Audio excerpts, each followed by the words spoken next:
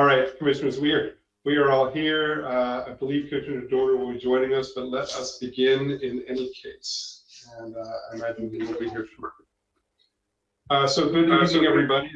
Here on the Prince George's County Planning Board Chair, and I want to welcome you all to our second annual budget forum. I want to thank you for joining us as we seek your input as we plan the budgets for the Planning Department and the Department of Parks and Recreation. Your participation is important. Your voice helps to guide us through the Planning Board, helps guide us as we work through our budget process. And with your input, we will continue to build upon our community-focused programs, help with economic growth in the county, plan for all the exciting projects that we have going on. For the forum, I want to have my colleagues introduce themselves, if I may. So prepare yourselves, and staff, I'm going to ask you all to do the same thing, so prepare yourself as well. And Commissioner Dorner, I do see you. We're joined by Commissioner Dorner as well. But let me ask you all to introduce yourself, starting with you, Madam Vice Chair.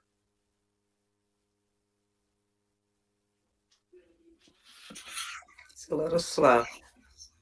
I'm Dorothy Bailey. Thank you. Good evening, everyone. Commissioner Washington, I look forward to your comments this evening. Thanks for joining us. Commissioner Giraldo. Good evening, Manuel Giraldo from South County, off of 210. I thank everybody for coming, and I'm waiting to hear your comments of your concerns. Thank you. Commissioner Dorner. Hey, I'm Will Dorner. Glad for everyone coming tonight. I'm fresh off the trails. I know we have a couple people talking about bikes, so I don't know if I can censor that, but we got some deer. They're out of the playgrounds this evening. Took one deer from the metro and went through an awesome foresty ride to get back to a less foresty Route 1. But it was pleasant while I got those maybe 15 minutes of riding through the parks and seeing the deer on the playgrounds and stuff. Thank you, Commissioner. And again, I'm Peter Shapiro, the chair. I'm glad to see we have a full complement of our commissioners here. I want to note for everybody that this meeting is being recorded, so the video will be archived and available via the Planning Board's website. That's pgplanningboard.org. That will be available to you after the meeting. Prior to your testimonies, I'm going to have our Deputy Corporate Budget Director for Maryland National Capital Park and Planning Commission give us a brief presentation on the operating budget, the overall budget process timeline, and the capital improvement program. And we appreciate that you've taken the time to join us this evening and to share all of your ideas. And of course, our staff is available for concerns and requests throughout the year. So this is not the only opportunity by any stretch. So please see the screen for the contact information as we go forward. Right there. We have several key members of our agency listening this evening, and for those who are here, I'm going to ask them to introduce themselves. I might ask somebody to introduce themselves who isn't here, and I apologize for that in advance. But is our executive director here for the commission, Ms. Chang Smith? Are you here? Yes, No? I sure am. We are. All right, quick introduction by you. Hi, I'm Asantha Chang Smith, executive director for MNC PPC. Thank you. Thank you. Next, we have our deputy corporate budget director, Katie Knappe. Katie. Hello, everyone. I'm Katie Thank Knappe. you. Thank you. Suzanne. Good evening, everyone. I always like to say I'm the very proud acting director for the Prince George's County Planning Department. Thank you. Thank you. And our deputy director, Derek Yuan. Not sure if he is on, but he may be joining us at some point. That's our acting deputy director, Derek Erlage. Now we have a bunch of folks from our Department of Parks and Recreation as well. Is our director here with us?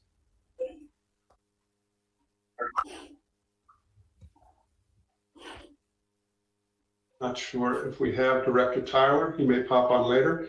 And our deputy directors, Steve, you go first. Yes, good evening, everyone. Steve Carter, Deputy Director for Parks and Facility Management. Look forward to hearing from you this evening. Thank you. And Wanda? Good evening, Wanda Ramos, Deputy Director for Recreation and Leisure Services. Can't wait to hear you tonight. Thank you. And Alvin, are you on? I am on. Oh, you are, good. Okay. Alvin McNeil, I'm Deputy for Administration and Development in the Department of Parks and Recreation. And again, look forward to hearing your comments this evening. Thanks, sir. And is Chief, are you on? Not sure if Chief Johnson is on. He's the chief of our park police. For those who aren't on, please note that since the meeting is being recorded, that everyone's going to have an opportunity to listen to everything that's been said as well. So they certainly won't be missing it. So with that, I think that completes the introductions. Now we're going to get a brief overview of the commission's budget from Katie Knappe, who's the acting corporate budget director. Katie, the floor is yours. Right. Good evening, everyone. As you can see and mentioned earlier, this is the second of 2 budget forums. Next slide, please. So this is a brief overview of who we are. We're the Maryland National Capital Park and Planning Commission. We were created in 1927 by the Maryland General Assembly, and we are a bi-county agency serving both Prince George's and Montgomery counties. And here in Prince George's, the Prince George's Planning Board oversees the Department of Parks and Recreation and the Planning Department. Next slide. So our services are available to all residents in the county. And since 2010, we have seen the population grow about 89,000, and it's almost 1 million people total. Next slide. So this slide shows the services we provide. So our mission is to manage physical growth and plan communities, protect and steward natural, cultural, and historic resources, provide leisure and recreational experiences. And we maintain natural areas and parks all throughout the county. And these locations offer residents opportunities to recreate and enjoy open space and natural resources in one of the best parks and recreation systems in the nation.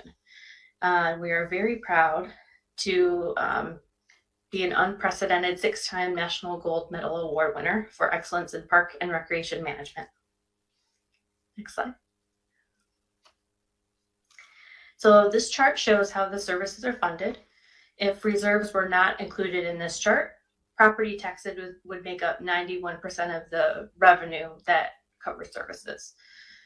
Our property tax rate has not changed since 2016, so it's currently 29.4 cents per $100 of assessed value for real property, and 73.5 cents per $100 of assessed value for personal property.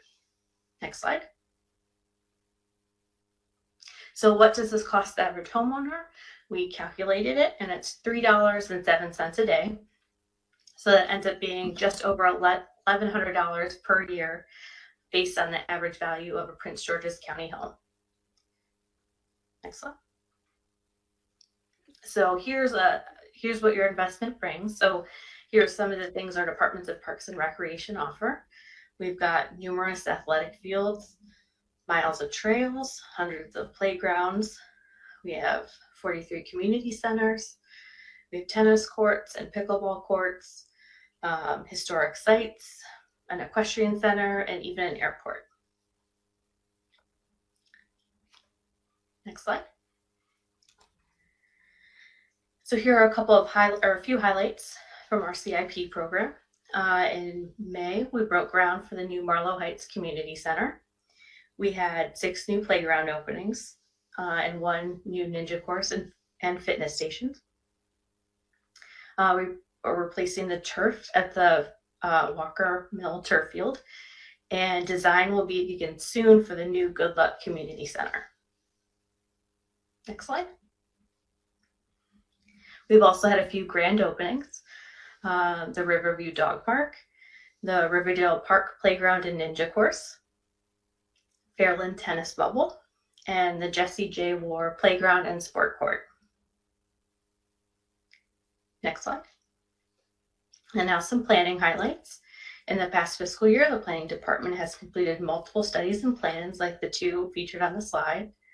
For this present fiscal year, the community engagement is now in process for 2 new sector plans for port towns and the Central Avenue Blue Silver Line area.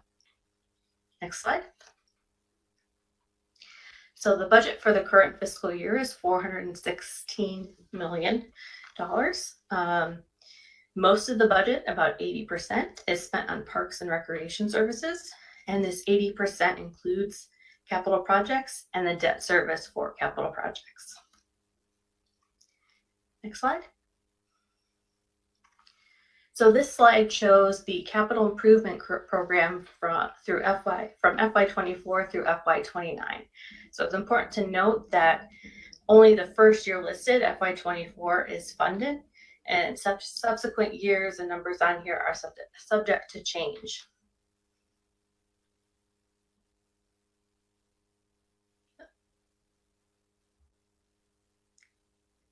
Next slide. So this chart here shows our budget cycle.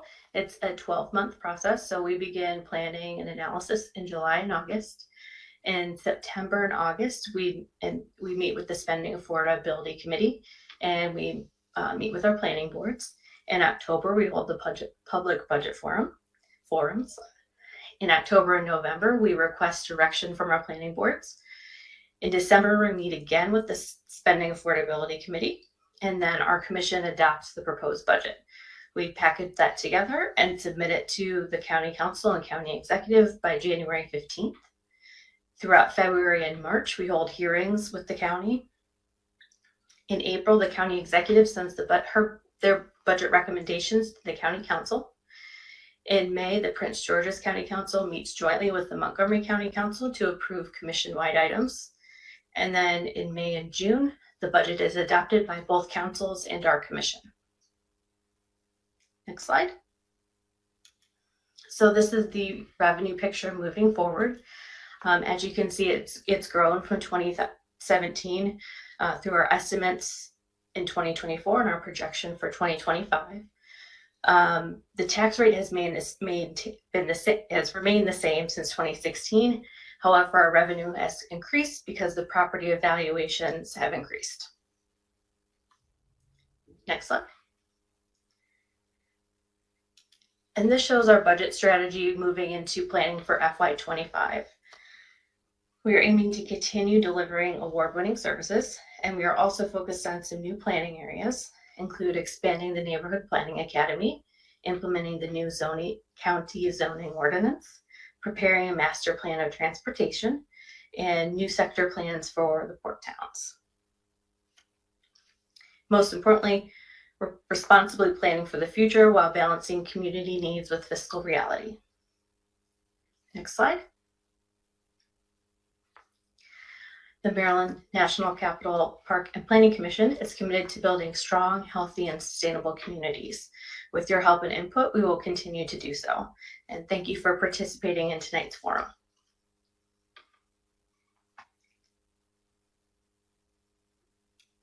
Thank you, Ms. Knappe. Thank you. Well done. Thank you. And now, folks, we will hear testimony from you. Just some brief information about how we proceed. The participation guidelines for this meeting are posted on our website.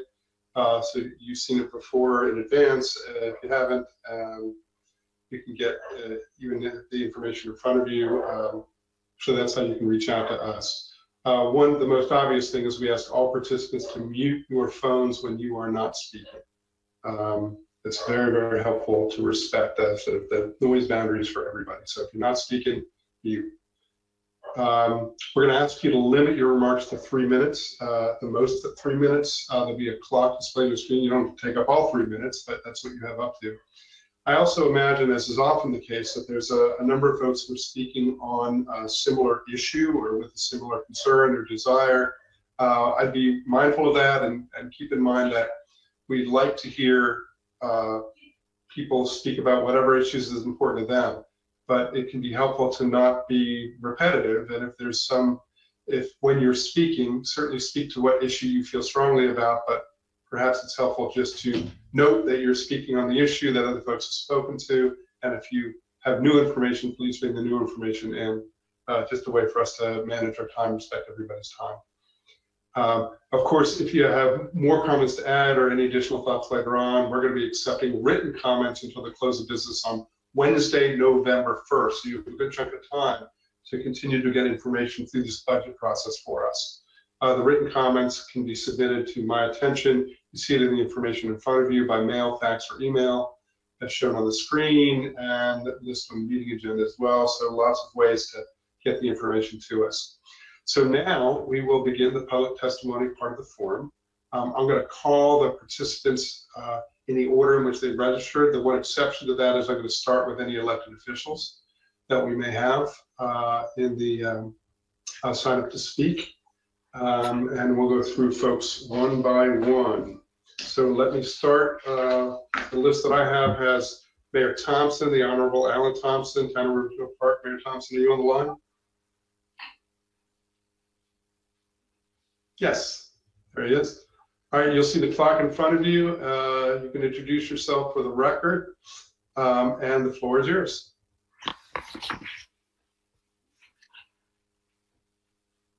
We can't hear you, Mayor. You're not muted, but we can't hear you. You may need to take it off. Yeah, give up on that one and try the computer mic. But we'll give you a second to figure it out. Take your time. We all live in the same crazy virtual world, so take your time.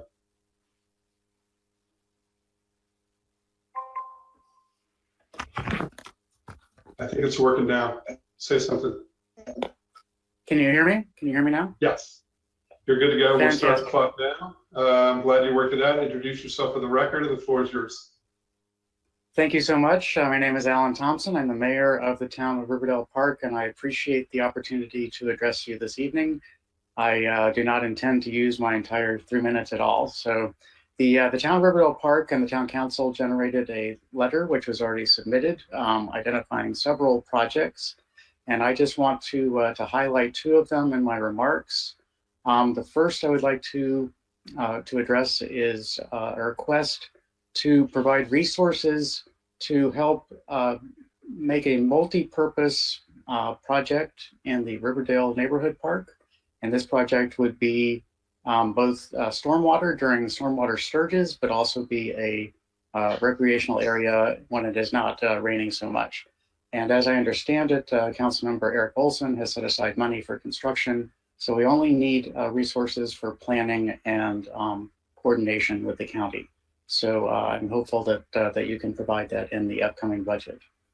The one other item from our list that I would like to address is in the Riverside Neighborhood Park. There are restroom facilities that have been closed for many years. We've been told that this is a capital budget issue and not a maintenance issue. And so if you could possibly find that this is a heavily used park and many residents have, I mean, there are porta potties there and they're happy to have those available, but they would like to have access to higher quality restroom facilities at that park. So thank you very much for your consideration of both of these. And I appreciate the opportunity again to speak to you. Thank you so much. Thank you, Mayor. Much appreciated. Do we have any other elected officials here who have signed up to speak or who are here online? Don't see any, so I'm going to go through the rest of our list, and again, in the order that I have them as registered. So next will be Kelly Propos.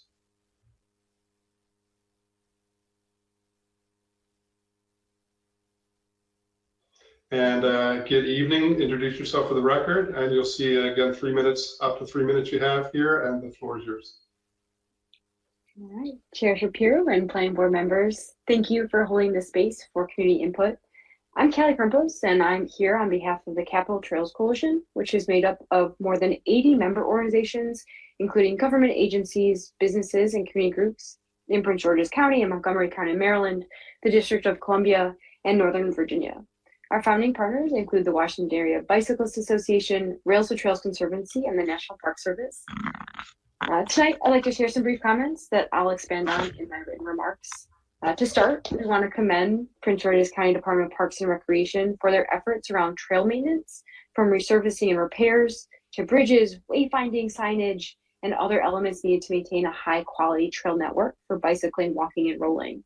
We also congratulate and thank those across MNC PPC, especially the Planning Board and DPR, for your efforts in securing a $25 million U.S. Department of Transportation RAISE grant to support multi-use trails. We especially commend the Grants and Partnerships team and Park Planning and Development team for their leadership in working with regional partners throughout the more than 3-year proposal process. More federal funding, however, adds even more of an administrative burden. Even before the grant win, the agency has not had clear guidelines or processes to manage trail-related projects across different teams. We encourage MNC PPC to consider conducting an analysis to review the structure and alignment of its staff to identify gaps and opportunities. We believe that Prince George's Parks and Recreation would benefit from establishing a formal trails program to oversee and support trail planning, design, engineering, and management functions cohesively.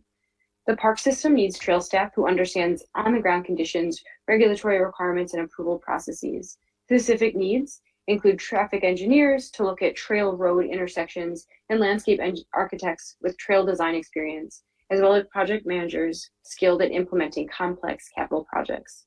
Additionally, we request an update on the impact and current status of the Trail Ranger program. We've seen the tremendous impact that the Trail Ranger program has had in DC over the past 10 years, from building stronger relationships with residents to conducting regular maintenance that improves safety. And we hope to continue to support the Prince George's County program to do that as well. In closing, please continue to fully fund trail construction, maintenance, and safety improvements, in addition to funding the staff needed to realize our shared vision of a first-class trail network spanning all of Prince George's County. We further call on the Planning Board to encourage the Department of Public Works and Transportation, the State Highway Administration, and other stakeholders to focus on strategic efforts that will better address the needs of residents and trail users who walk, bike, and roll adjacent to or on roads across the county, as we realize that multi-use trails are just one element of a low-stress network that will improve mobility options for all Prince Georgians. Thank you. Thank you. And may I say, super well timed, by the way. Thank you for all the smart remarks. Next, we have Melissa Schweitzer, and I believe your cat as well. Is that correct? Yes, my name is Melissa Schweisguth, and I'm from Hyattsville, Maryland, and this is my cat Thelonious, and together we have adopted part of the Northwest Branch Trail. We clean it up from Kirkwood Park to East West Highway, and he's going to go do his thing now. But so I'm a donor, I'm a trail adopter, so I do try to give back. But tonight I'm going to ask you for things, 4 things, and in 3 minutes I'm going to talk about trails, trees, trash, and toilets. So I don't have so much more to say on trails because Ms. Campos did such a wonderful job, and you heard from Seth that Mr. Grimes of WABA just wanted to endorse 100% what they have said. The staff are wonderful. I've got to start out by giving a shout out to Bob Patton, to Neil Davis, Matt Coates, Ben Sweet, a park ranger.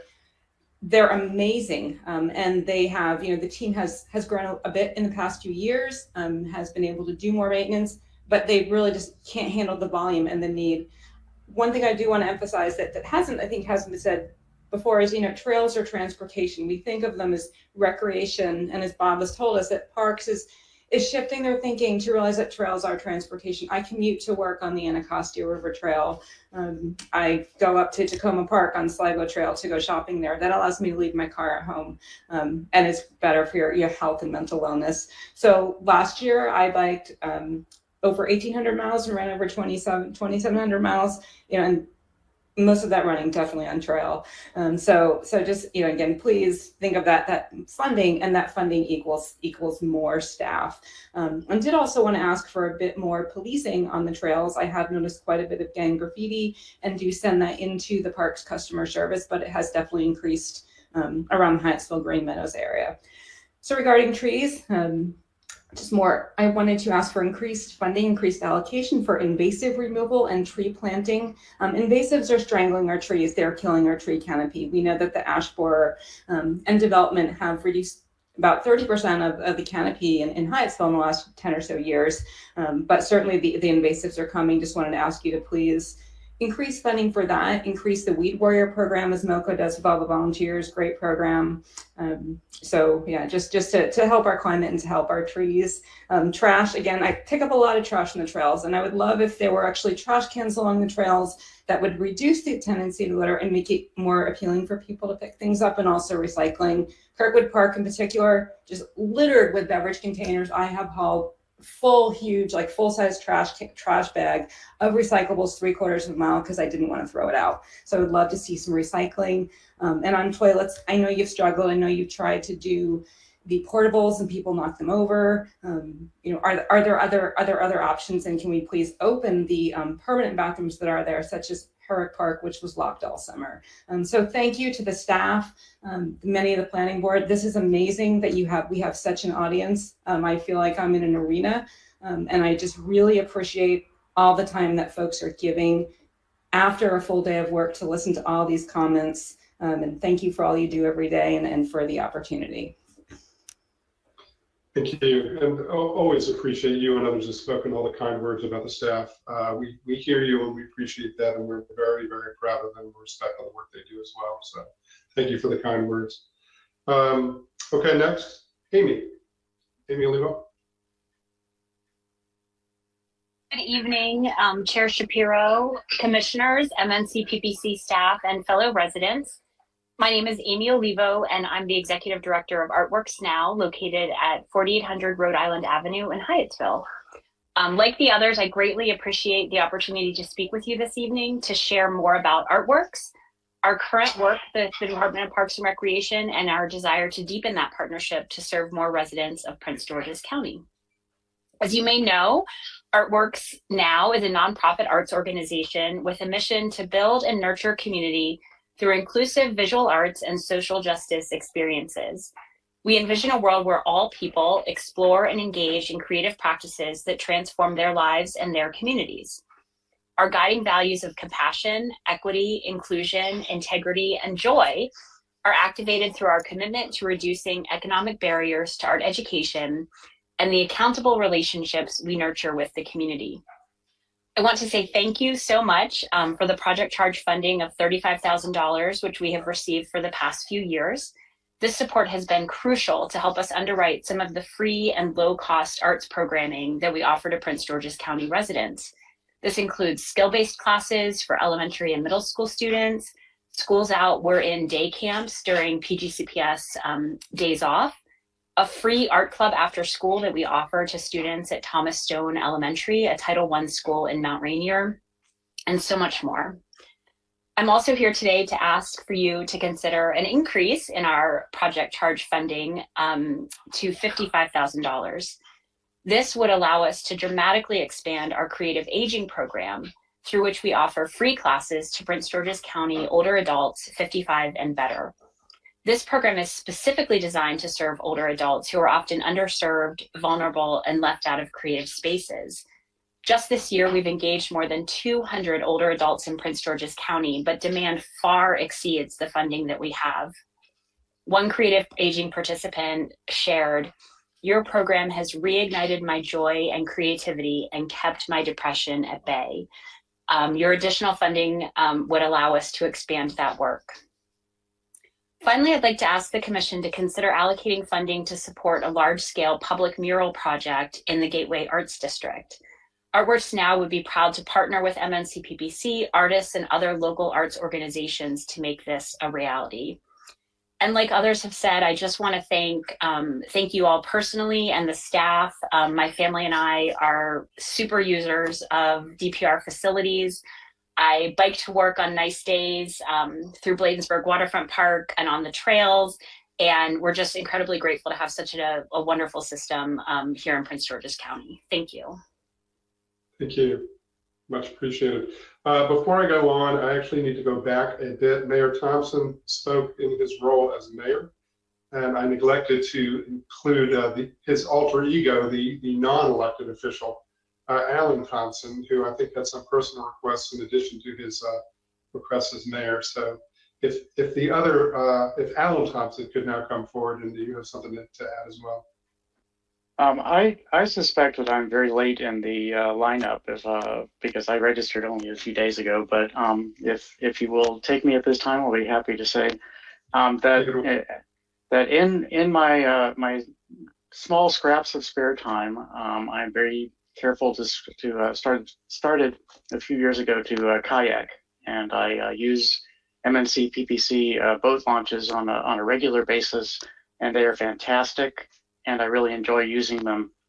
The only issue is that they close early. So just this last Sunday, I went to the Mount Calvert boat launch and launched from there, and it closed at 5:30, even though sunset was not until 6:15 or so that evening. And so having spoken to some rangers as they were encouraging me to leave that particular site in the past, I've been better recently, then I would just like to request that you provide a little bit additional funding so there can be more rangers and keep the boat launches open a little bit past sunset. And I'll point out that our honorable neighbor to the east, Anne Arundel County, also has some boat launches, and as far as I can tell, they don't ever close theirs. They're actually open all night, and I see a lot of fishermen who are very interested at dusk in heading out onto the water to try to catch some fish. And so I think that that might be true in Prince George's County also if those boat launches were kept open. So thank you again for the opportunity to speak, and I appreciate all the work that your staff and that you do to provide these recreational opportunities. So thank you again. Good night. Thank you, Mr. Thompson, in your civilian role. Next, we'll go on to Megan Bacco. Hi there, everybody can hear me? Yes, we can hear you fine, thanks. Great. All right, thanks for having me. My name's Megan Bacco. My pronouns are they, them. I'm the executive director of Anacostia Trails Heritage Area. We're also known as Maryland Milestones. Hopefully you've seen our signs or murals or been a part of some of our programs. And to be clear, we support both physical trails and thematic trails. We were founded over 20 years ago from within Prince George's County and the municipalities itself in order to take advantage of the State Heritage Areas program. And that's something for all of us to be very proud of, that we're one of only 13 across the state. And what that means is that Prince George's County nonprofits, as well as municipalities and agencies, has us to be a liaison to access specific funding and resources for cultural tourism. We include that with cultural tourism, heritage tourism, art tourism, recreational tourism. And we truly believe that we can tap into this to assist both residents, small businesses, and visitors alike. Again, we're Anacostia Trails Heritage Area in Montgomery County. It's called Montgomery Heritage. In past years, I've talked about how important, as we know, our trails and parks and the fact that we already had them so well established during COVID was really a lifeline for so many people for their health and wellness. This year, I'm happy to say we're back on the trails, we're back in the community, and we've been able to fund and create several really interesting arts and cultural programs, everything from getting Prince George's County students and teachers and onto the Anacostia River, a bilingual Prince George's County Civil Rights Trail, and being part of some really important documentation and museum exhibits at Riverdale House Museum associated with the enslaved. So I hope you can see that we're true collaborators across the county. Unfortunately, over the past 20 years, because of the way our boundary, our state certified boundary is drawn, we can be partners but not grant makers to all of Prince George's County. So this year and last year, we've been working with consultants and the state so that we can become not only partners but also grant makers to more of Prince George's County. Right now, we represent about a quarter of the actual boundary of Prince George's County, and we want to bring that to 4/5. So that's my math for this evening as a historian. And my ask at the end of all this, and thank you for having us, is to increase our project charge so that MNC PPC can be, and Prince George's County can be a complete match to our state investment in our cultural tourism in Prince George's County. Great, thank you. And thank you for all the work you do. Much appreciated. Next, we have Seth Grimes with WABA. Mr. Grimes?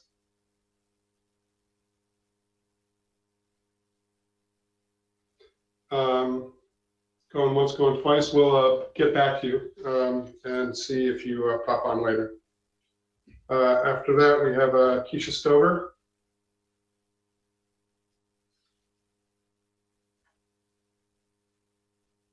Keisha Stover on the line. Again, we'll check in later. Stephen Hartig. Hey everybody, can you hear me? Yes, we can hear you fine, thanks. Okay, great. Hi, my name's Steve Hartig. I'm a resident of Riverdale Park and a frequent trail user, typically as a bicyclist. I'd like to state my concurrence with Callie, who leads the Capital Trails Coalition work at WABA and is also a speaker today. I'd like to see increased staffing dedicated to maintenance and new trail development. I want to acknowledge that the current trail development, maintenance, and grant team is doing an outstanding job, but is simply too under-resourced to handle the volume of work that is needed, including design, project management and implementation, maintenance, and grant seeking. We need additional staff in these areas to continue the great progress being made towards a complete trails network. Park trails continue to be one of the only safe ways to get around Prince George's County on a bicycle. Existing trails such as the Anacostia River Trail System provide good connectivity north and southbound, but we need additional connections from east to west. Capital Trails Coalition Network and East Coast Greenway share similar priorities. Specific projects I'd like to highlight include the Greenbelt East Trail and the WBNA Trail connection to the Anacostia River Trail System. I'd like to see the exploration of possible connections from the DC line through our densest population centers to places like New Carrollton, Lanham, and Bowie. We can achieve a vision of providing a complete trails network for the residents of Prince George's County. And to get there, we are going to need additional planning staff. We have some elements of a regional trails network, but we can do better, including the specific projects that I've highlighted. Please make it a priority to hire additional dedicated planning staff and to make these projects a reality. And since I have a little extra time, I just want to echo what someone said earlier, is that trails can be a mode of transportation, and we should consider them an economic engine for our county. They give people a way to avoid having to take a car for every single trip. And I think there are so many reasons why we should continue to encourage that. Thank you. Thank you very much. Next, we have Elizabeth Robinson.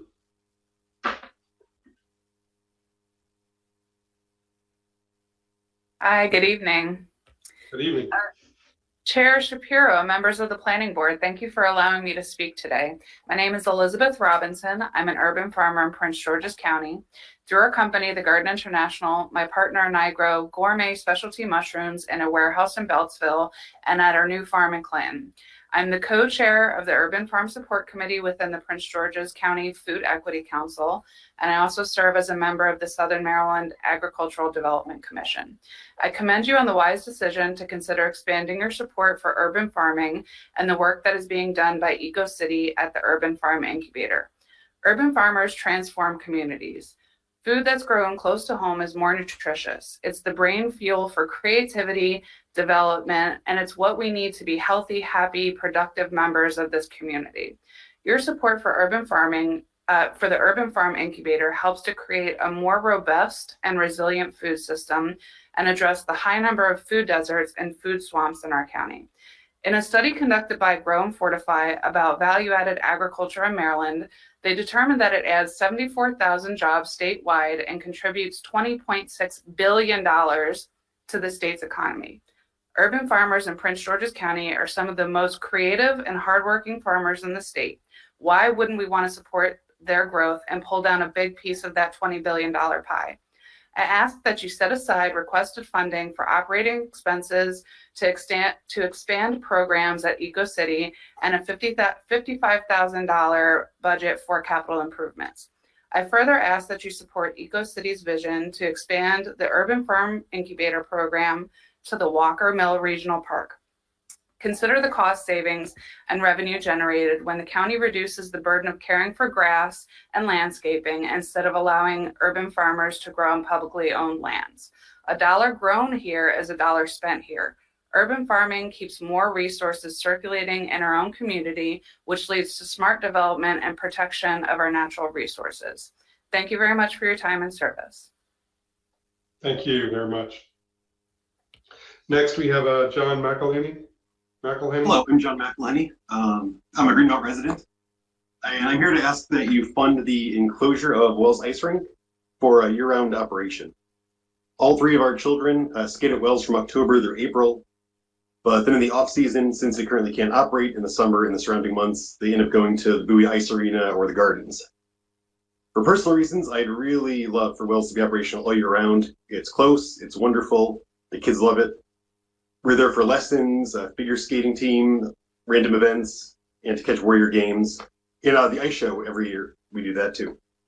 It's operational year round. It would save us time, it would leave the kids happier, and it would give them more time on the ice with their friends and with the great instructors there. For non-personal reasons, it's really a loss for PG to not have it. There's lost revenue. When the off season they go to the Bowie Ice Arena or the Gardens, that's money that PG could be taking in. Just this past summer, all three of our kids did at least 2 different full sessions at one of the ice arenas and a day camp. So all of that could be coming into PG instead of going out to Bowie or Gardens or anywhere else. So thank you. Thank you. Kate McElhenney. Mr. Chair, he may want to consider taking his children to Tucker Road Ice Rink, state of the art. We have gone there. It's just a lot more of a drive for us than the DC traffic. All right, but you are familiar with it, all right. Good. Oh yeah, it's a great place too. Just, a little far. Thank you, Commissioner. Kate McElhenney. Hi, good evening. My name is Kate McElhenney. I am here to concur with with John, who preceded me, in support of requesting the resources needed to enclose Wells to make it an all-season ice rink. And I will cede my time to the next person. Thank you. Thank you very much. Next, we have Christine Nickel. Hello, my name is Christine Nickel, and I am here as a team manager, parent, and skater representing the Herbert Wells figure skating team, and asking the commission to consider enclosing or replacing the Herbert Wells ice rink. For many years now, I've been coming to these meetings and asking for walls for Wells. Prior to COVID, we had been promised a feasibility study on the enclosure of Wells. However, with the distractions of the pandemic and the fire at Tucker Road Ice Rink, the Wells enclosure was understandably placed on the back burner. It is now time to bring it forward again. In addition to the countless county residents who attend public ice skating sessions, the Wells Ice Rink serves about 500 learn to skate kids and hockey players each winter. However, we are only able to operate for 3 sessions a year due to our lack of walls. There is only ice at Wells for about half of the year, and for the warmer months, the ice can be soft and even unsafe, with large lumps or moguls forming on the ice and dangerous insects and critters easily entering the open air facility. Every year, our competition and hockey teams are at a disadvantage as they begin their seasons months after teams they compete against. Also, and most importantly, the rink is reaching the end of its lifespan, and we fear that a catastrophic failure similar to what happened at the Talbot County Ice Rink and Bowie Ice Rinks is going to happen at Wells, leaving our program scrambling to find ice to skate on. Wells needs to be enclosed or rebuilt. Tucker Road has a beautiful facility that was completed just over 2 years ago. I've been there many times, driving over 30 minutes each way to allow my family and teams to skate while the Wells Ice Rink sits empty with no ice, just a slab of concrete. And while we appreciate the access to ice, the distance is far and the time needed to practice is greatly increased, as is the cost. Let's take the knowledge that we gained rebuilding Tucker Road and use it to upgrade Wells or build a new facility in the northern part of the county. Fort Washington has seen the Tucker Road Ice Rink enclosed, renovated, and then rebuilt since the construction of the Wells Ice Rink, and it's time to turn our attention to College Park. Currently, there is a piece of land across the street from Wells owned by the commission sitting unused. I'm referring to the 94th Aero Squadron headquarters. This property would be an ideal spot for a new rink. We would be able to maintain the current rink and programs while the new rink is under construction, and the summer programs at the adjacent Ellen Linson pool would not be affected. Having completed the new Tucker Road rink building so recently, the commission is currently knowledgeable about the construction process of a new facility and what is involved in operating a year-round rink. Let's put that knowledge to good use proactively before the systems at Wells fail. MNC PPC is known for its award-winning programs and pursuit of greatness. That pursuit is what we strive for at Wells, but we are limited to only 6 months a year. Please help us keep the Wells skaters on the ice year-round. Please give us Walls for Wells. Thank you for your time and consideration. Thank you very much. Hey, I'm going to go a little bit out of order because I see 4 additional Nichols on my list. Would it be helpful to have them go now, or does it not matter to you? It doesn't matter to us, sir. We can do whatever. If you want to let the people go in the order, that's fine. Thank you. Okay. And I just noticed there's an additional McElhenney too, but we'll go in the order that we have. So next we have Jeanette Jean. Hello, do you hear me? Yes, we can hear you fine. We can't see you. You don't have to have your camera on, but we can hear you fine. Okay, my name is Jeanette Jean. I live in Beltsville, Maryland. I am an urban farmer. I'm talking on behalf of Watkins Incubator Farm, sponsored by EcoCity Farms, Soil Conservation, and USDA. This is a great opportunity, and I thank you for putting this together. As a farmer, and as an urban farmer, I think this is so important for this community, the Watkins community. I have to tell you, the people are very happy, especially that we grow very healthy food. And it is a joy for them to just come and pick up the greens and the herbs.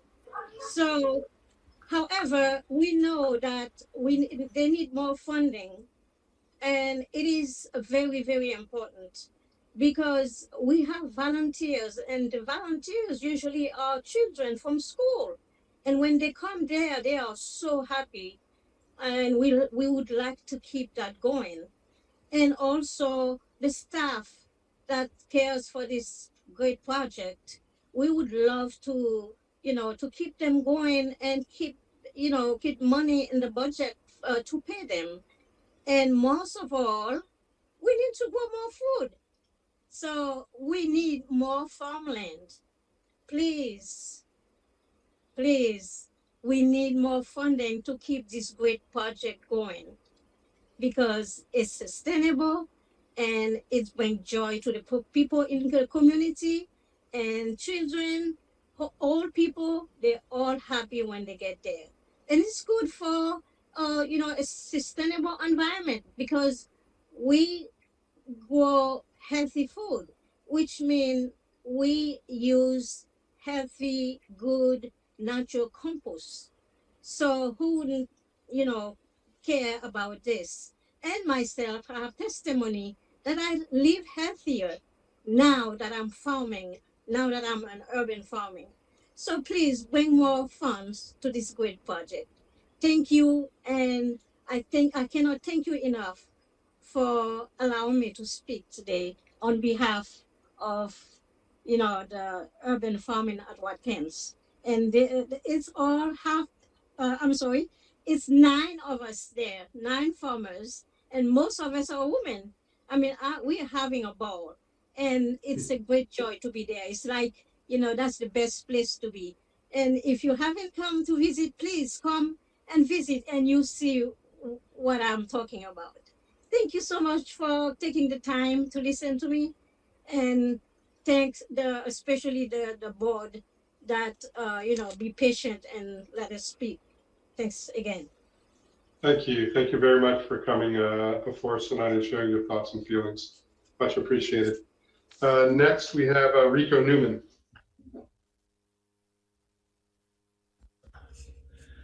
Thank you very much. It's my pleasure to be able to address your board members.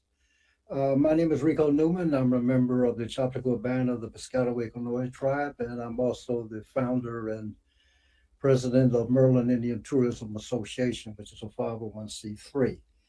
One of the things that we've been doing over the years is trying to get more presence in the counties that natives are still here. We're still above ground. It's not been an easy task as we don't have sticks and bricks to preserve and to put out there for places for people to come. During my 7 years of working with the National Museum of the American Indian, I had many people come through wanting to know what can they see in the nearby places where natives existed in past tense. And sorry to say, there aren't any, and there still remain to be none. You can take a look at Maryland National Park and Planning's inventory, and that will certainly back up what I'm saying. There simply aren't any facilities there. With that in mind, last year I was asked to do a land acknowledgement for the dedication of the new Hyattsville Library. And speaking with someone there, they mentioned that they had acquired a new property to move the community center, which is right across from the library. And I said that would make a beautiful museum dedicated to Native artifacts and history.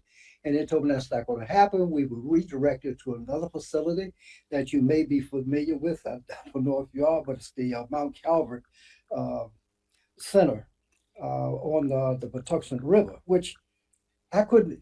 It's like the rabbit being thrown in a briar patch. You know, I'll take it, but it's not that easy to just say I'll take it. There's a lot of things we have to go through. We did a site visit there a few weeks ago, and the place has been bolted up for the past few years. There's not even staff there, and going through it, it is in need of repair. It can't even be served as a safe harbor. If you have children there, if there's inclement weather, you can't use it as safe harbors. So that is going to inhibit any kind of tourism going there. And there's certainly a lot of archaeology that's going on there. They have validated the fact that that property was occupied and used by natives for more than 13,000 years. And it's certainly a place that can be a star in the crown of the Maryland National Park and Planning, should it be given the care and attention that it needs for the types of programs that can attract children, adults, and tourists from outside of the state to come there and see this magnificent facility. I thank you for your time and attention, and I hope that you find to place this in your budget to repair that property. Thank you. Thank you very much. Appreciate you taking the time and coming to speak to us tonight. Next, we have Jordan Brown. Hello, my name is Jordan Brown, and I'm a junior at From the Heart Christian School. I'm also here to support my home rink and team at Herbert Wells Ice Arena, which I have been a member of for 8 years, and now I'm 15. Since I have been a part of Herbert Wells, I have happily advocated 3 times before this board to get Walls for Wells. Tonight, I want to speak on what I have experienced each year because of this lack of walls. I have seen and met a community of people who choose to spend their happiest times at this rink.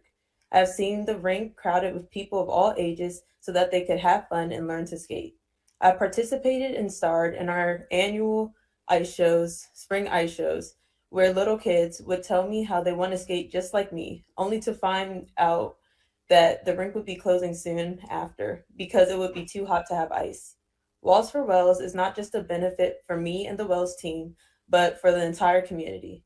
Walls for Wells will ensure that the community can experience affordable activities and entertainment, and that our team can continue to do our best and win awards in local and national competitions. Every year, we are traveling to places like Virginia, Delaware, Massachusetts, Rhode Island, New Jersey, Connecticut, Tennessee, Alabama, New Hampshire, and the list goes on. We are representing the community, and everywhere we go, and while we always do great, we can do our best and be better prepared with a facility that can be open year-round. To close, I believe it is important to express just how committed I am to this great place. Wells has had a significant impact on my life, and despite having a rink 5 minutes from my house, that being Bowie Ice Arena, I choose to drive half an hour to Wells several times a week because of the welcoming management there and the comfortable atmosphere that I can tell everyone in the community loves and appreciates. Wells is not just a facility, but a family and a home that not just the team, but the community holds dear to them. Having the chance to skate year-round will bring even greater joy to children, teens, adults, and families with the right budget. And with the right budget, we can maintain the shining light I call home, but many know as Herbert Wells Ice Arena. So please consider Walls for Wells. Thank you. Thank you. Job well done. Thank you very much for coming out tonight. Next, we have Margaret Morgan Hubbard, Echo City Farms. Wait, you're on mute, Margaret. Can you hear me Can't now? hear you. Try one more time.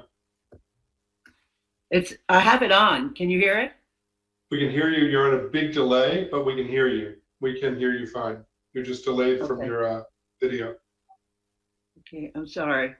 Hi, my name is Margaret Morgan Hubbard. I'm the CEO and founder of the 14-year-old Eco City Farms, the pioneer urban teaching and learning farm in Prince George's County that grows great food, farms, and farmers in ways that protect, restore, and sustain the natural environment and the health of local communities. We strive to ensure that healthy local food is accessible to all and grown near where it is eaten. The purpose of my testimony today is to applaud National Capital Park and Planning for making more of its land available to new underserved farmers and to encourage them to greatly expand the access of land and human resources required to produce and distribute more healthy, locally grown food. The Parks and Rec Department has been very successful and robust in its community gardening program and also leases large tracts of land to established farmers in the county. However, there is a large unmet need for a bridge between these two offerings. That is, land for new and emerging farmers to begin to establish small, viable farming businesses. We have collectively learned at the incubator farm at Watkins Regional Park, serve to proliferate farmland at Watkins and Walker Mill Regional Park and other national capital sites throughout the county. In 2023, agriculture is still Maryland's largest commercial industry and the largest single land use in the whole state. However, this state has been hemorrhaging farms and farmers at the astounding rate of 144 acres of farmland every 33 hours. At the same time, in Prince George's County, far too many hardworking residents are food insecure. This is a critical family health issue. The Watkins Urban Farm Incubator, which together with Park and Planning, the Soil Conservation District, and a $300,000 grant from USDA, with that money, we built Eco City Farms built and manages this Watkins incubator, and it's been more than 10 years in the making. It is now an inviting launchpad for 10 new farm businesses. Eco City Farms continues to work closely with Parks and Rec Department, the county's Soil Conservation District, and the Food Equity Council on advancing small-scale agriculture in the county. We applaud the progress of our incubator farm at Watkins Park, which provides greatly needed land while preserving open space, farming culture, and agricultural lands inside the Beltway.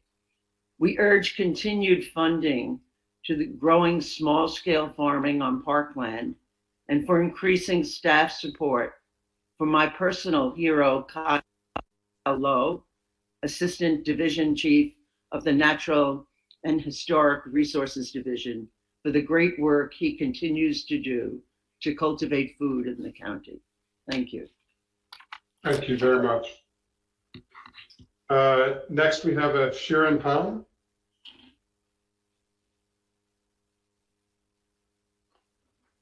Sharon Hahn. We'll come back. Next, we have James Johns with his Wells Warrior backdrop, I believe. Mr. Johns.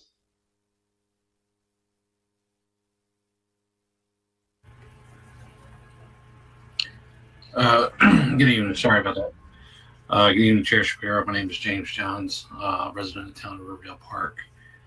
I'm here to speak on the Walls for Wells. I am a coach, a parent of 3 players, and a former player at Wells. I grew up skating on the ice at Wells. The rink is almost 50 years old, I believe. What I would like is I would like year-round ice. We definitely need walls, mainly for 2 reasons. One, we need it for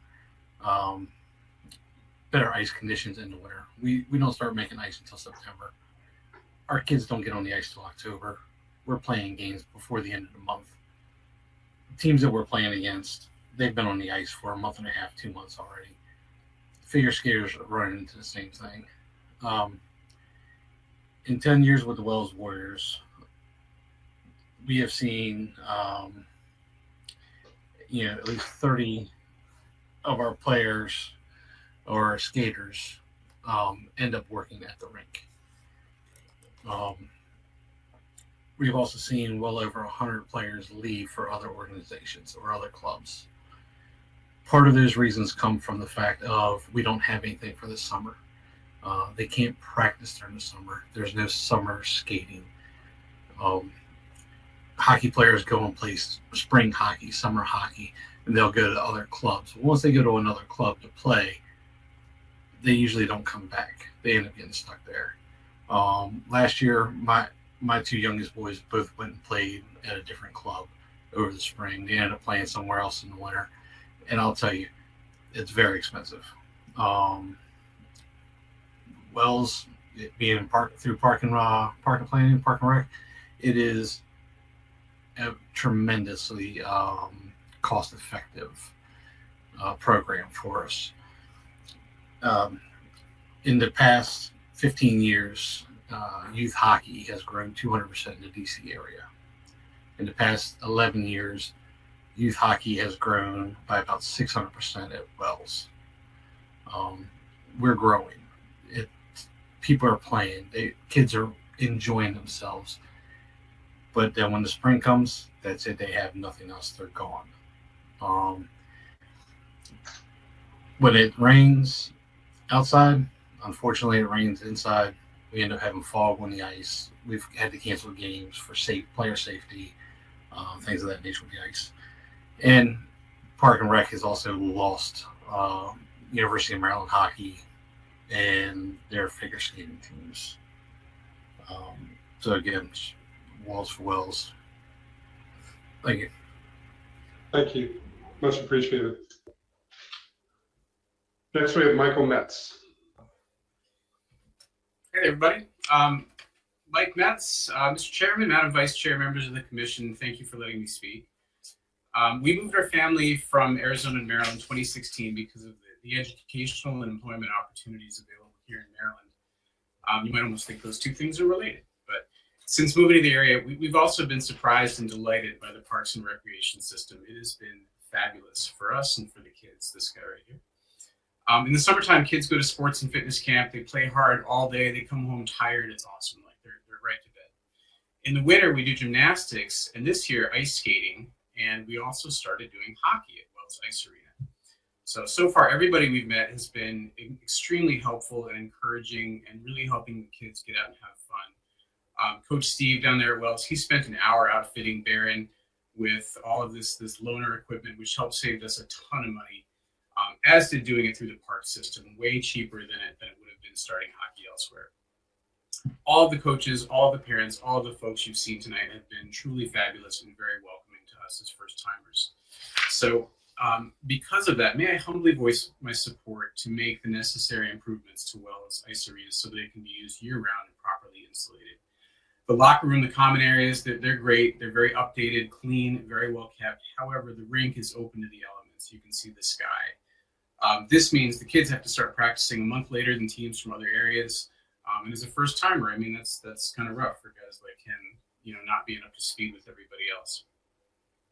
As Coach Johns mentioned, there's often fog rising off the ice. It can be unsafe. And you can't see the kids play either. The boards are all fogged up the entire Anyways, as climate change gets worse, I think this problem is only going to get worse as well. I think from year to year, you're going to see it get noticeably worse. So in closing, I got my son into hockey so he could have something to do in the wintertime other than sit on the couch watching TV. And with the Gardens Ice House pretty much at capacity and really expensive, I might add, Fort Dupont Ice Arena is closed. There's really not a lot of available ice in the area, but by making the improvements to Wells, this will help introduce many new kids to skating and expand the local resource for all the residents. And I cede my 40 seconds to Baron Metz. So I think one of the best things to spend the money on is sealing up the Wells Ice Arena, because it would include people that come in on the summer for like vacation, because the Wells Ice Arena wouldn't be open so they couldn't skate. But if we sealed it, people who only came in the summer would be able to ice skate. And if it was a very hot day, going into a cold ice rink would be very nice. Plus, there aren't any ice skating summer camps. If you sealed up the Wells Ice Arena, there could be a hockey or figure skating in the summer camp, or both. And it would also generate some money for the parks to make some more. So overall, I think you should seal up the Wells Ice Arena. Boom, on time and under budget. Thank you. Baron, well done. Think about it. Take a bow. Take a bow. Thank you, Mr. Metz. Much appreciated. Thank you, Baron. All right, next we have Marielle McElhaney. Hi, my name is Mariella McElhenney. I'm also speaking on behalf of the Herbert Wells Ice Rink. I would like you guys to help Wells get walls, and giving Wells walls would help the figure skating and hockey teams have advantages in competitions. We would be able to practice our programs for more time before competitions, and we could compete in the summer. It would also create more opportunities for uncompetitive activities in the summer, like a summer ice show and camps. Making Wells an indoor rink would allow skaters to practice at Wells instead of going to other rinks during the summer break, as other people have already stated. I go to Gardens over the summer and also Bowie occasionally, but Wells is just so much closer and easier. Making Wells indoor would allow the UMD figure skating synchro team and other teams like that to practice at our rink for longer. I know a few of my coaches who were in that the UMD synchro team, and they practice like right after us. It would also just like help people who are not like attached to Wells as much as we are. Like my friends and I like to go to Wells occasionally just to skate around. The public sessions are always quite full of people who just like to come to Wells and skate. All right. Thank you. This is why I think you should make Wells an indoor rink. Thank you. Thanks for taking the time to advocate for what you believe in. Much appreciated. Next, we have Tiffany Kenworthy. Hi, I'm here to advocate as well for Walls for Wells. I live in College Park. Right around, actually before COVID, my son actually started at Wells doing the Give It a Shot for the hockey program and fell in love with it. COVID hit, obviously we took some time off and we came back, and he was about 4 when he started. And so then it happened, and now he's been played for the Mites the year after and just had a great time.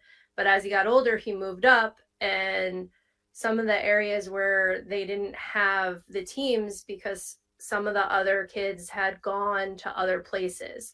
So I know last year he was not able to play on the U10 because they didn't have enough players, because a lot of other places, a lot of other parents said that they wanted more year-round stuff. And like Jay had said earlier, a lot of it is they're going other places in the off season and then just sticking with them. So it'd be really nice to have the walls around on Wells and to be open year round. I know I even asked my son about going to Tucker Road before, and he said, no, it is further away. We've gone to the Gardens, again, he loves Wells, and Wells is a big part of our family. My husband grew up in Greenbelt and was going there when he was a kid as well. So we'd like it to stick around and last a little bit longer, and it would be nice to have it all year long. Thank you for your time. I don't want to echo everything everyone else has already said. Thank you. Thank you very much. Next, we have Joseph Chikuta. Good evening. Can you hear me okay? We can. Chair Shapiro and the Planning Board, thank you for holding this event. My name is Joseph Chikuta. I live in Mount Rainier, Maryland. I'm here as the Vice Chair of the Sierra Club Prince George's County Group. The Prince George's County Sierra Club commends the Planning Board for all it does for the people of Prince George's County. We appreciate your role in long-term planning, land management, park maintenance, and programming that is so important for the well-being of county residents. We offer these considerations as you weigh your priorities for the budget for next year. Land use decisions and management of all public lands are critical for addressing the ongoing intertwined challenges of climate change and social justice. Therefore, we hope to see the budget provide adequate funding for the implementation of the Prince George's County Climate Action Plan, especially regarding land use planning and management of public lands to increase climate readiness in our communities. Many of the recommendations of the CAP require additional resources for MNCPPC. Perhaps most importantly for protecting Prince George's County residents from climate impacts is the integration of climate resilience goals in all long-range county plans. This will require dedicated staff time and dedicated staff to expeditiously align existing planning with climate goals. We hope to see funding for professional development for staff to inform more climate-conscious decision-making at all levels. We also hope to see funding for staff time needed to develop procedures and guidelines needed to administer new county council legislation such as possibly CB 69/2023 and CR 83/2023. Funding will be needed to revise and update green infrastructure standards and stormwater design manuals for climate resilience. To reduce flood risk, natural areas and ag open space should be preserved and restored.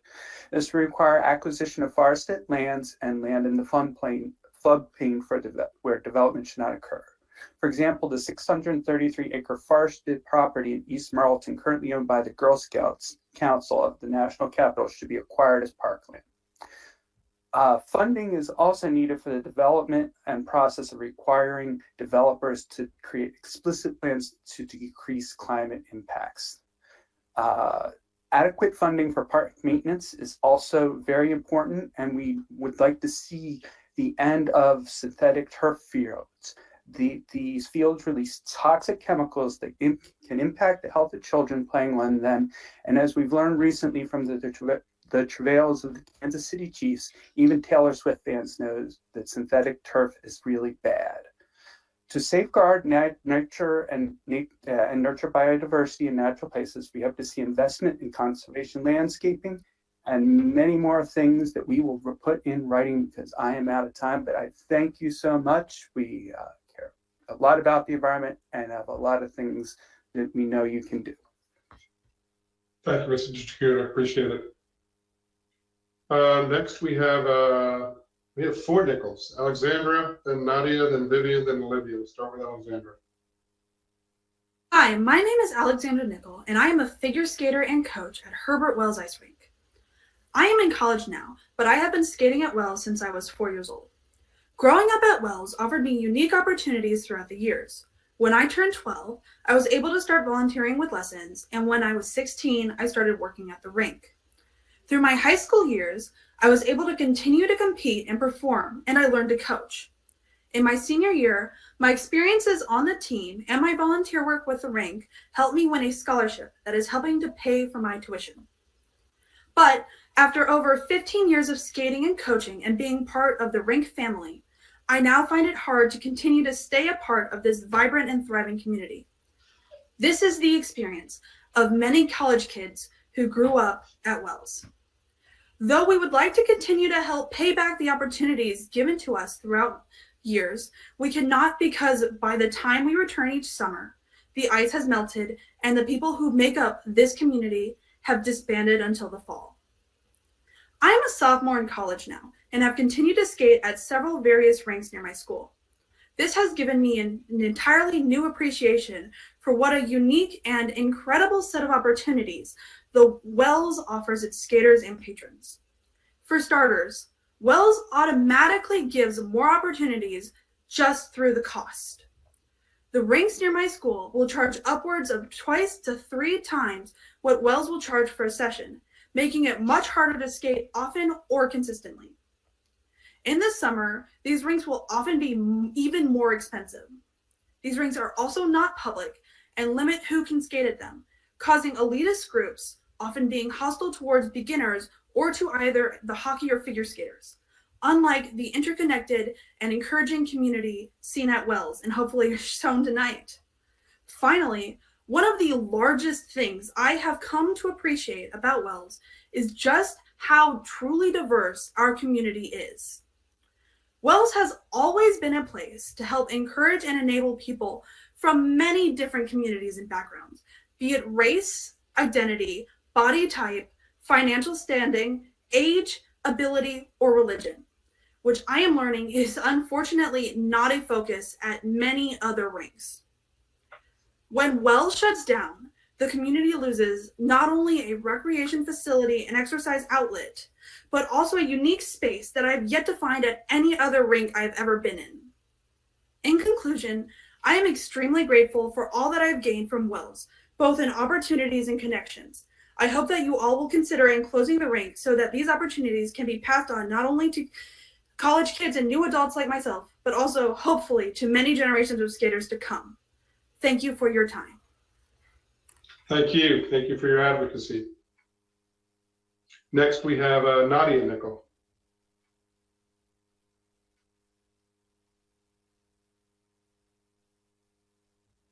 You're on. Take it away. Miss Nadia, we can't hear you. I'm sorry to say we can't hear you. Heard to Yes, another. I'm sorry to say. System.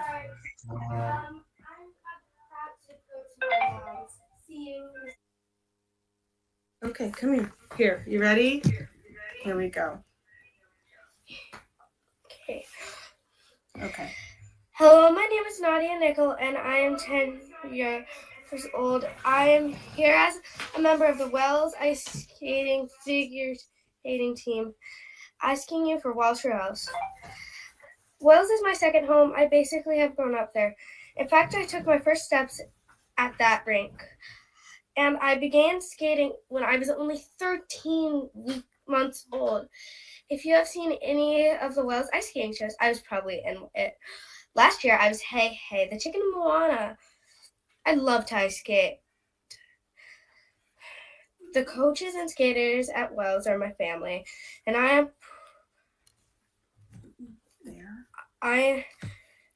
am there practicing almost every day during the winter, but I have to stop when summer comes.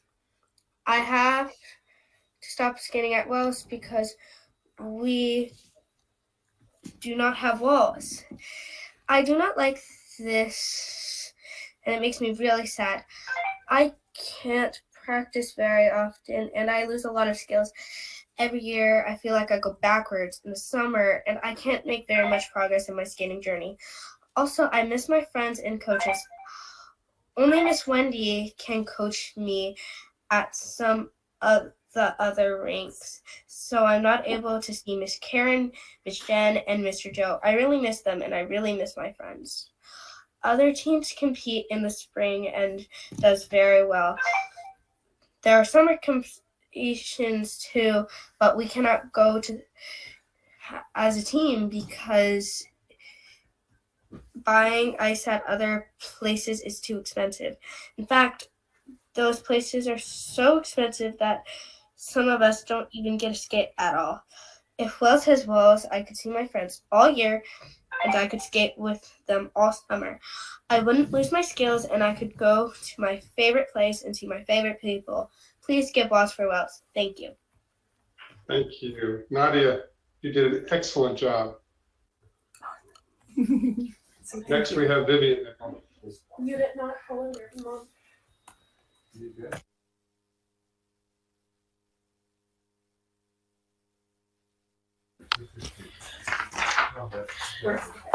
Hello. My name is Vivian Nickel. I am 13 years old, and I have skated for as long as I can remember at Herbert Wells. Every winter, we form a community within the skaters and staff at Herbert Wells. We have fun and meet new people. Then every summer, when we are not able to meet, that same community starts to fall apart. If we had walls, then this community would, instead of breaking every summer, it would get stronger. I have volunteered here at Wells for many years and have met so many kids who would love to be able to continue to learn how to skate with us, but then in the summer have to go away and either learn somewhere else or lose some of the skills that they have learned. Having walls would mean that all of these other kids would have more chances to skate. It would also give the people who could not make it work in the winter but still want to skate with us to skate a chance to skate. At Wells, we have an ice show each year, but the time that we can have it, not everybody who would like to do it are able to due to other conflicts. If Herbert Wells had walls, then we could move the time of the ice show so that everybody can do it, or even have 2 ice shows, one in the summer and one in the winter. This would give more people the chance to show off what they have learned with this rink, and with this comes a stronger community for everyone. I love ice skating and learning new skills, but every summer I have to leave this rink and find somewhere else to skate for a short time. Or if I can't, I end up losing some of my skills that I've worked so hard to get in the winter. When we are able to skate in the summer, most of the time the places we find are far away or really expensive. Some of my friends that are also in this situation can't skate at all during the summer because the rinks that are open are too expensive for them to be able to afford. If Wells had walls, then I and lots of other people in the same situation would not have to leave Wells, and we would be able to improve much faster and would not lose our skills as easily. I am 13, almost 14. And I have a little under 4 years until I graduate. I would like to be able to spend as much of this time as I can with the community that has formed at the rink, and at this rink that in the winter has pretty much become my second home. Thank you. Please add Thank you. more. Thank you, Ms. Vivian. Well done. Next, we have Olivia Nickel. Yes. We can hear you, but can't see you. Hi. Yes, my camera's having some issues. Here it comes. There you go. You're Hello. doing fine. We can hear you now. Great. Hello, my name is Olivia Nickel. I'm 16 years old and a junior in high school. I have been skating at Herbert Wells Ice Rink since I was 1 year old. I do love to call my Herbert Wells my second home, and there's no other way I can think of it. In my many years of ice skating, I've done every single ice show except for the first one. And the most recent ice show I've done was Moana, where I was Maui. The ice rink is not just a place where people go to skate, but it is also a community of friends and people who think of each other as family. Many of my best friends I see only at the rink. And every year we have to shut down for the summer, and I don't get to see those friends for months. And then when I do see them again, we have to spend time rebuilding relationships that have been lost. There are also some small safety concerns with the open walls at Wells. When it rains, moguls form on the ice and the skaters have to scrape them down and avoid them. If we happen to miss one, we can hit it and get injured. During our competitions and overall during winter, it can get freezing cold out on the ice, quite literally. The same can be said for when it gets too warm out and the ice becomes too soft. It can be harder to land jumps properly and easier to fall. It can even become dangerous. When it melts, enough puddles form and falls increase. Animals also get onto the ice rink. I personally am highly allergic to bees, wasps, and hornets, and they often come onto the ice rink while we're skating, posing unsafe situations for me. I am also a junior in high school, as I mentioned earlier. I only have a year and a half left before I go to college. I might not be able to skate in a rink with walls before then, but I would like to have a home to come back to and skate at during the summer instead of going to a rink that I have barely been to. The ice rink also allows job opportunities for younger people, including myself. And continuing to provide these opportunities in the summer would be possible if we had walls. Finally, during the summer and even into the school year when we do not have practices and before the rink opens again, because it's too hot to open, we often have to drive long distances to get to other rinks just so that our team can practice together. It often gets very expensive to practice at these places and not everyone can do so. If Wells had walls and skaters in the future would get to see their friends year-round, have safer ice to skate on, wouldn't have to look somewhere else for practice ice, and college skaters would be able to come back and skate at their home rink. So please give Wells walls. Thank you. Thank you, Ms. Olivia. Well done. Okay, next we have Heaven Jordan. Good evening, and thank you for the opportunity to testify today. My name is Heaven Jordan, and I serve as the Program Associate for the Prince George's County Food Equity Council. The Food Equity Council is a local food policy council that helps residents grow, sell, and choose healthier foods, and advocates for equity and economic justice for growers and food workers. I'm here virtually tonight to respectfully request the Commission to support funding and sustainability for the Urban Farm Incubator. In addition, I'd like to speak about the importance of reinstating a food system planner that could facilitate projects that support a more sustainable and resilient food system in Prince George's County. Through the Commission's leadership, the Urban Farm Incubator has been a model of urban agriculture in our community and beyond. The Urban Farm Incubator has facilitated new training opportunities for emerging farmers while supplying our county with fresh, locally produced foods, reducing food insecurity, and supporting our local food economy at the same time. Now, in order to keep the momentum going, we need secured, stable funding to support operations in coordination with partners and program participants. We're asking for the Commission to dedicate $35,000 in funding for new roofs for safe machine and chemical storage, as well as food safe wash and pack station. We're also asking for $20,000 for a pavilion to host community events and classes. In addition, we're asking to support expanding this project, including growing the small acreage leasing program at Walker Mill. Lastly, in order to sustain future initiatives like this and support long-term planning, we're asking the Commission to create a new agriculture leasing program specialist position to manage agriculture leasing programs for farms of all scales. In addition, we're asking the Commission to reinstate a food systems planner that would help the county develop plans for a more sustainable and resilient food system. Over the last decade, Prince George's County has been a pioneer in urban agriculture in the region.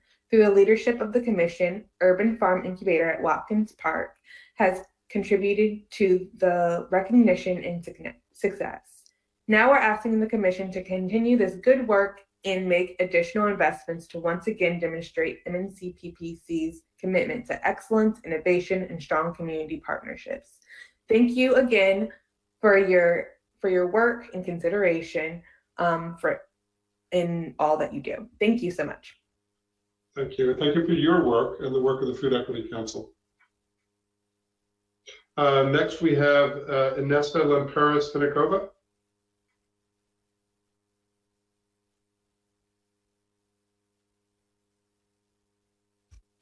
There's also I may pronounce this wrong, a Taish.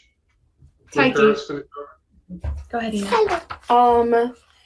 Hello, my name is Ina. I am 13 years old, and I have been skating at Herbert Wells Ice Rink since I was 2.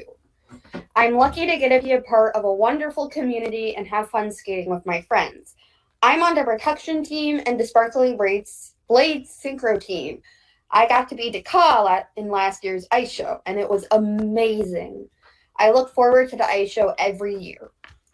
But we don't get a lot of time to prepare for the ice show or competitions because we are an outdoor rink and have to close into summer. It means it's a lot harder to keep up my skills, learn new routines, or hang out with my teammates. We have to travel all the way to Tucker Road for practice over the summer, which takes almost an hour one way.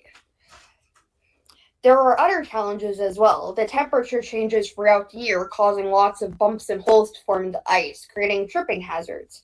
If the rink is enclosed, we are able to keep the ice smooth and safe, and I will be able to spend my summers in my home rink with my friends, improving my skills and having fun.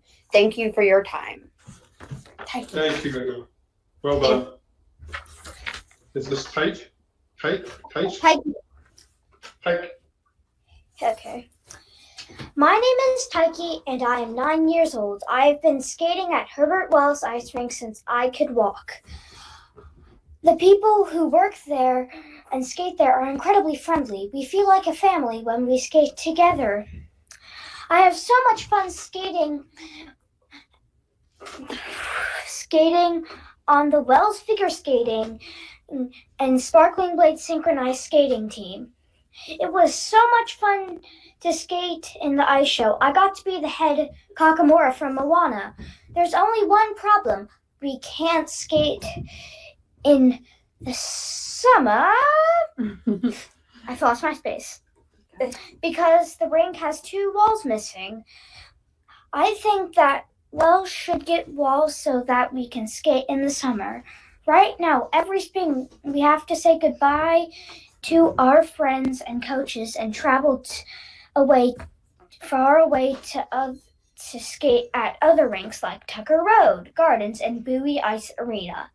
We are all vulnerable to weather like fog, rain, and low temperatures. It's hard to skate when you can't see because of fog or very cold. Animals like insects, birds, and snakes can get trapped in the rink and get hurt. If we had walls on the rink, the animals would not get hurt.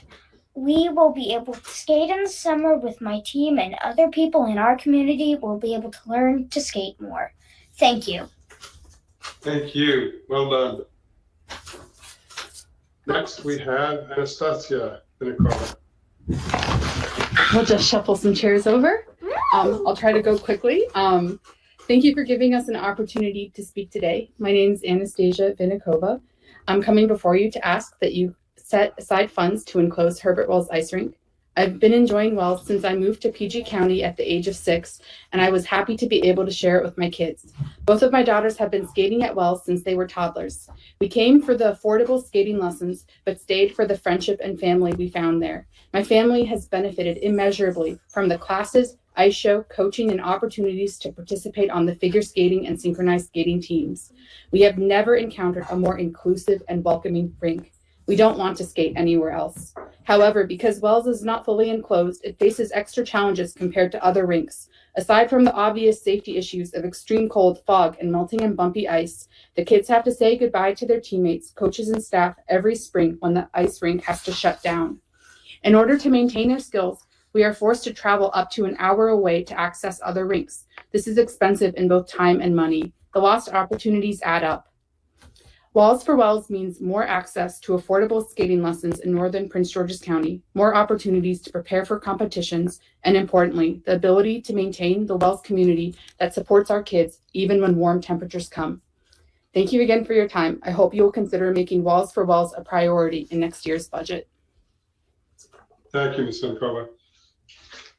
Next, we have Nicholas Limparis. Magical chairs. Hello, everyone.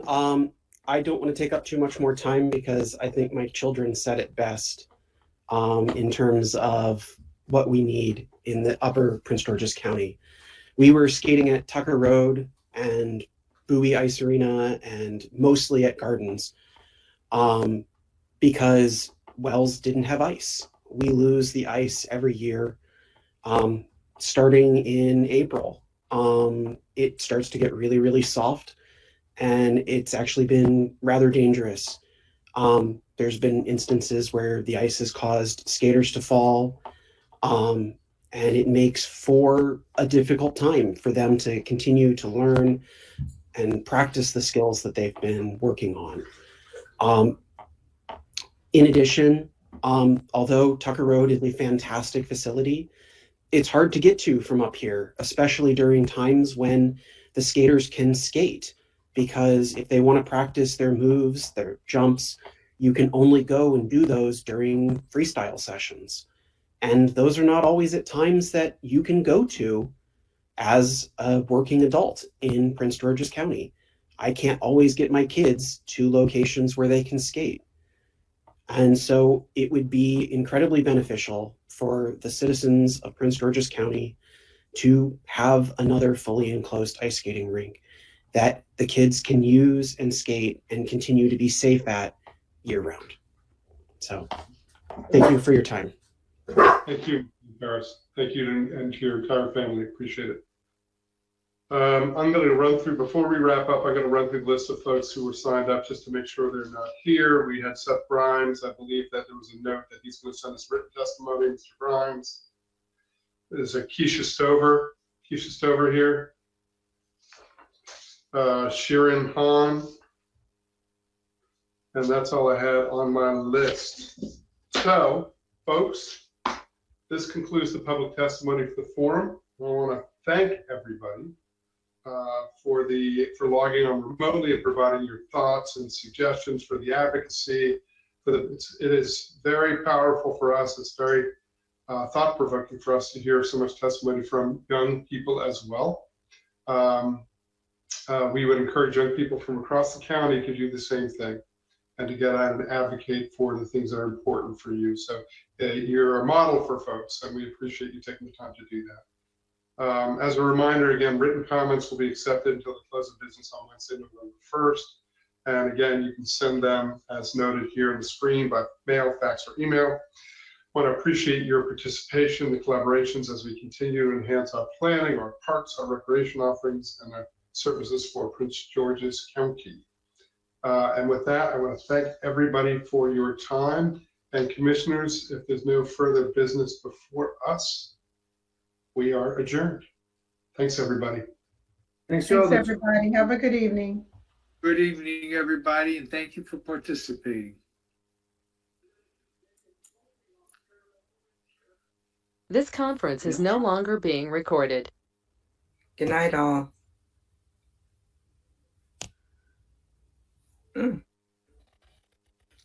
Can't close out. What is